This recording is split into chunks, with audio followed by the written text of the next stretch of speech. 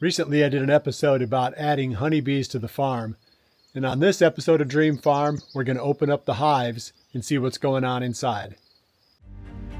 Dream Farm is brought to you by Whitetail Institute, Research Equals Results. Hunt Stand Pro Whitetail App. Hoyt Archery. Stealth Cam Trail Cameras. Wildlife Farming. And PH Outdoors Food Plot Drills. How long has it been, Ben, since you were here last? It was about probably 10, 12 days, something like that. So yeah, it was last Friday, or a week ago Friday. So we're back looking at the bees again for, I guess, just a checkup. And then what else is in the plans for the bees today? We'll fill the feeders back up. They should be empty. They're still building off the foundation, so that helps them build a little bit faster. And then we'll just check. We'll try to see if we can spot the queen and make sure, we got some new larvae and some cap larvae. So because they're going to explode here in the next probably 2 weeks, they'll really take off. So. And you checked yours. You said it looked pretty good. Yeah, full frame, so capped, and a lot of new fuzzies. Like we'll see if we can see some of the fuzzy ones where they literally just hatch, and sometimes you could see them actually coming out sometimes too, because there's so many. So really, that's pretty cool. So then we come back again potentially in a few weeks and put another layer on each of the hives, right? Yeah, so I'll put the second brood boxes on them. They should have the bottoms filled out, and so we just want to give them more room. And then what we'll do, we'll take some of the cap brood from down below and put them upstairs, and that'll kind of attract them upstairs, in the second layer to start going out that way. So all you do then is just take the frames out and set them up on top. Take the frame out with some cap broods, and then the bees will be on them. We'll put them in that second, and that'll just kind of suck them up in there, and then they'll start building out from that center. So, do you have a second opening, or do they all come in through the bottom? No, they all come through the bottom. Okay. All right. We'll take a look, and then we'll wrap up after that.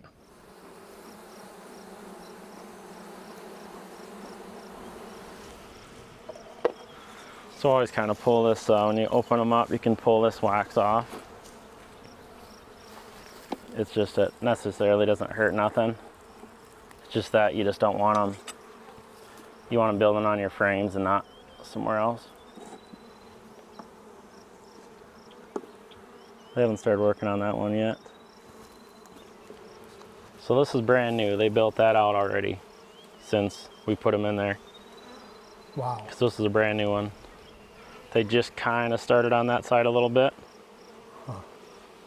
But see, they're got some nectar and some pollen. The orange is pollen.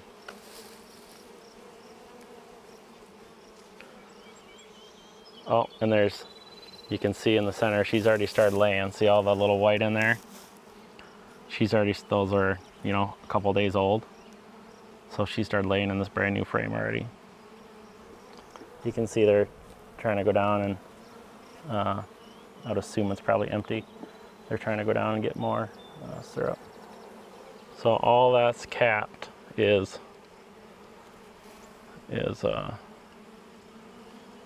bees ready to be hatched. You can see some kind of the white, kind of fuzzy ones. They're the ones that are brand new. There's kind of one in like the bottom center there. You can kind of see a white one. Was that one of the frames that came with the bees? Yeah. So what you always do is start on one side and just work your way in. You don't pull out, you don't pull a frame just out of the center. You want to separate it so it doesn't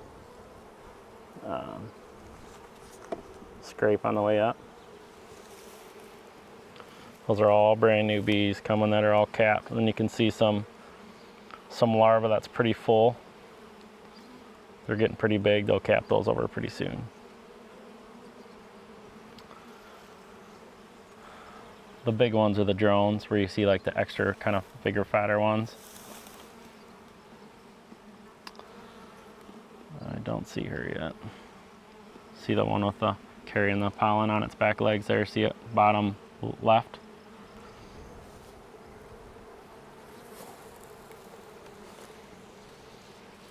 That one's really full. Every single cell is you know, brand new capped. Those are all bees you got coming. Would you say there's any new ones yet? Oh yeah, you can see like right up there, kind of that white fuzzy one, that's a brand new bee. Oh, there's one right there popping out. See that? Mm-hmm.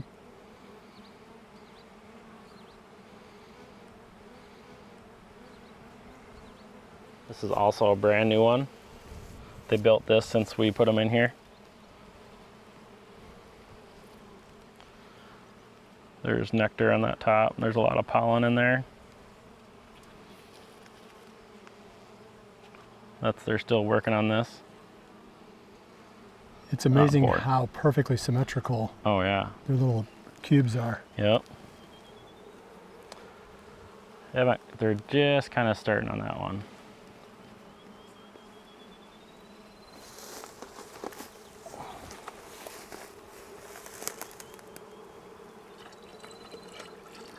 What's in the mixture? I mean, I know it's sugar, but what's the rate?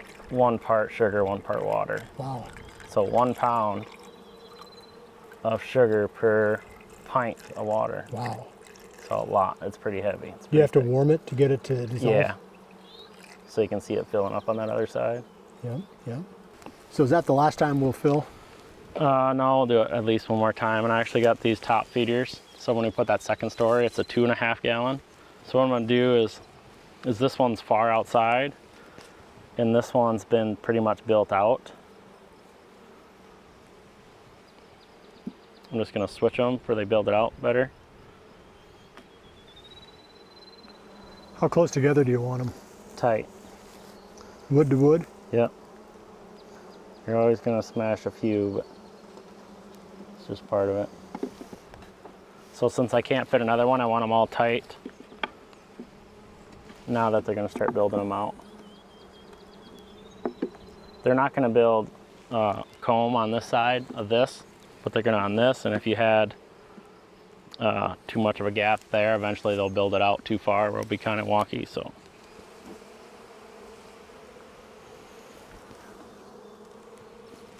So that was a brand new frame, you know, we put in there. They're already starting to cap some of it off on top. Oh, there she is in the bottom right. See her? No, she's bottom center. She's cutting across. Yeah, they usually get pretty skittish.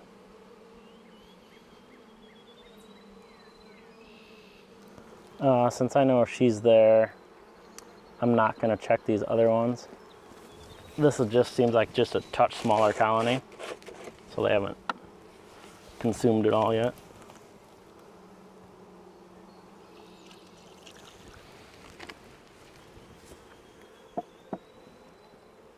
So what did you learn, Ben?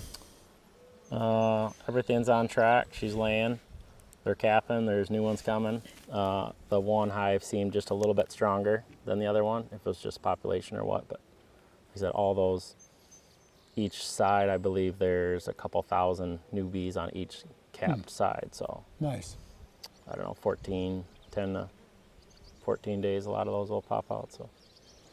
So you think that by the end of the summer, there will be 30,000 bees in there? For sure, at least, you know, maybe more. Yeah, the only thing that's, when we're starting with a brand new box is they got to build that foundation out. You know, she can only lay so fast where, you know, put a nuke in with built out comb, 2-3 frames. They just kind of fix them up and get them ready, and as fast as she can lay them, she will, so. Nice. I mean, I'd say, you know, since I had built out foundation on mine are probably, you know, 30-40% ahead of yours, you know, which is, you should be there in maybe 2 weeks, you know, so you're probably 2 weeks behind. So we're probably a month away from putting the second story on? Yeah, probably a month. Okay. Yep. Yeah. Just depends. If it stays nice and hot, maybe less, you know. Of course you don't want to get them where they run out of space too soon, and then they want to swarm, so. I had a couple of questions that came up in the comment section of our first episode. One of them was predators.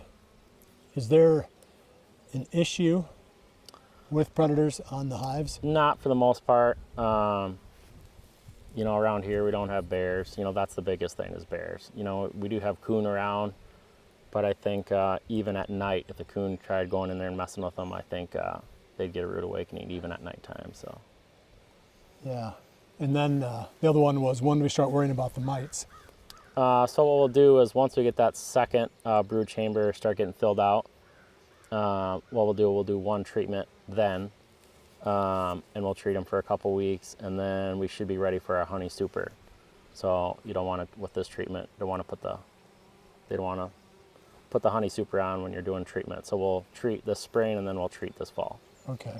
So we'll treat before the honey flow, and then we'll treat after we harvest, you know, the super's off. So probably August. What is the treatment?